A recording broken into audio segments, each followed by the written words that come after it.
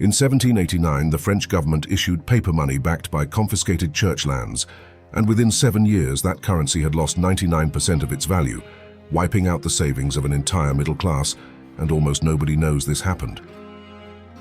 That mechanism, a government printing money against assets it had not yet converted to cash, is still the structural foundation of how modern currency systems are managed right now.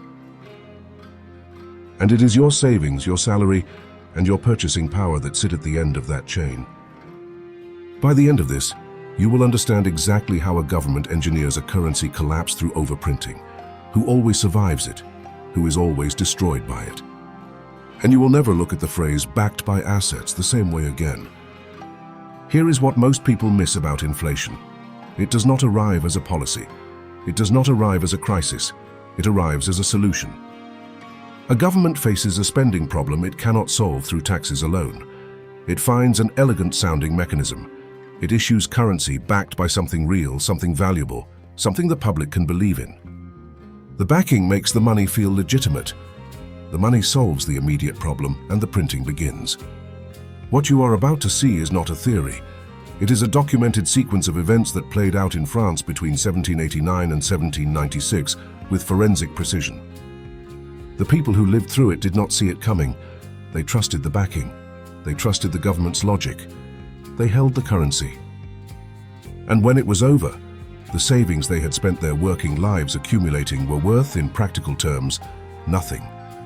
To understand how we got here, we need to go back to France in 1789. The French Revolution had just dismantled one of the most entrenched power structures in European history. The Roman Catholic Church, which held vast landholdings across France accumulated over centuries, had seen those lands formally seized by the new National Assembly. These were not symbolic properties. They were real, productive, measurable assets: farms, estates, monasteries, entire districts of land with documented value. The new revolutionary government faced an immediate fiscal crisis. The old tax system had collapsed alongside the monarchy that ran it. The Treasury was effectively empty. The government needed to fund itself, pay its administrators, and hold the new republic together, while simultaneously trying to sell off the confiscated church lands to private buyers. Here is the problem. Land sales take time. Buyers need to be found. Transactions need to be completed. The government needed money now, and so the National Assembly devised what seemed at the time like a genuinely reasonable instrument. They would issue paper notes called assignats. Each assignat would be backed by the value of the confiscated church lands. As the lands were sold, the currency would be retired. The backing was real. The logic was sound.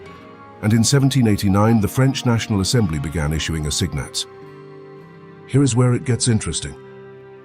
The moment a government has a printing mechanism that feels legitimate, the political pressure to use it becomes nearly impossible to resist. Revolutionary France needed to pay its army. It needed to fund its courts. It needed to finance the enormous administrative apparatus of a new state being built from scratch. And every time the Treasury ran short, the answer was the same: issue more assignats. The total issuance between 1789 and 1796 exceeded 45 billion livres. Read that number again.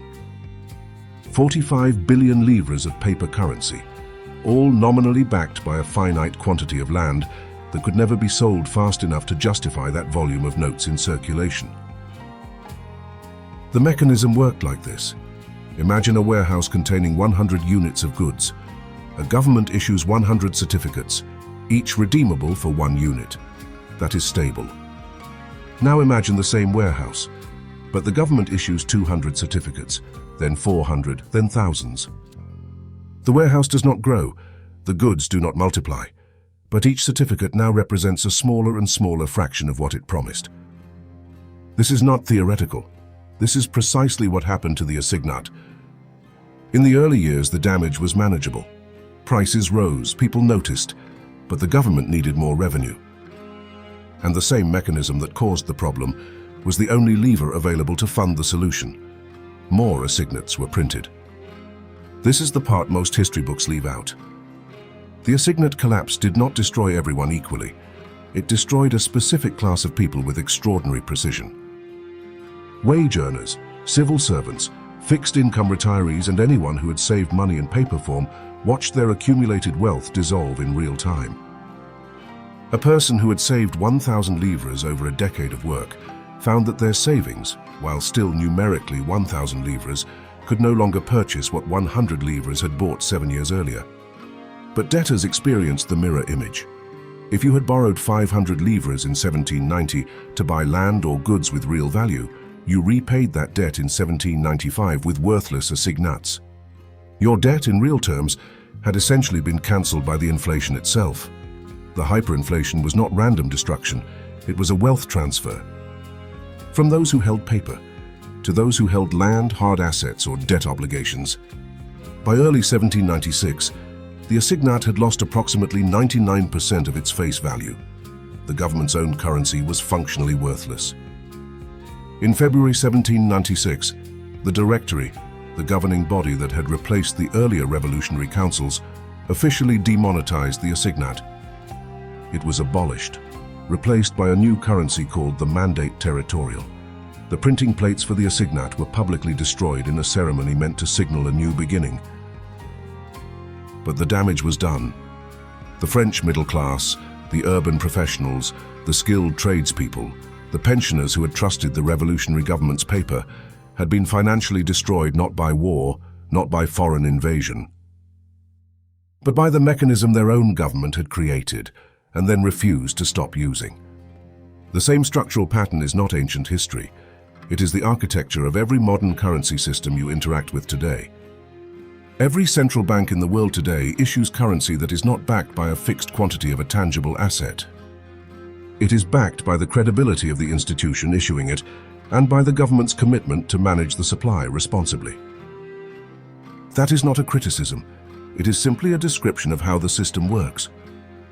The critical structural parallel to the assignat is this. When a government issues currency or expands its central bank's balance sheet against assets, it has not yet fully converted. Whether those assets are mortgage-backed securities, government bonds, or other financial instruments, the backing exists on paper before it exists in cash. The question that the assignat answers historically is, what happens when that gap between the promised backing and the actual convertible value grows too wide for too long? The French government did not set out to destroy its middle class. It set out to solve a genuine funding problem with an instrument that had real collateral behind it. The mechanism did not become destructive because of bad intentions. It became destructive because each individual printing decision was smaller than the cumulative result. No single issuance caused the collapse. Every issuance together did. Modern central banks understand this history. They cite the assignat in academic literature. They use it as a teaching case for what not to do. And yet the structural temptation, the gap between spending needs and available revenue, is permanent. It does not go away because governments understand the history. The people who survived the assignat collapse with their wealth intact were not smarter. They were not more deserving. They simply held assets that could not be printed.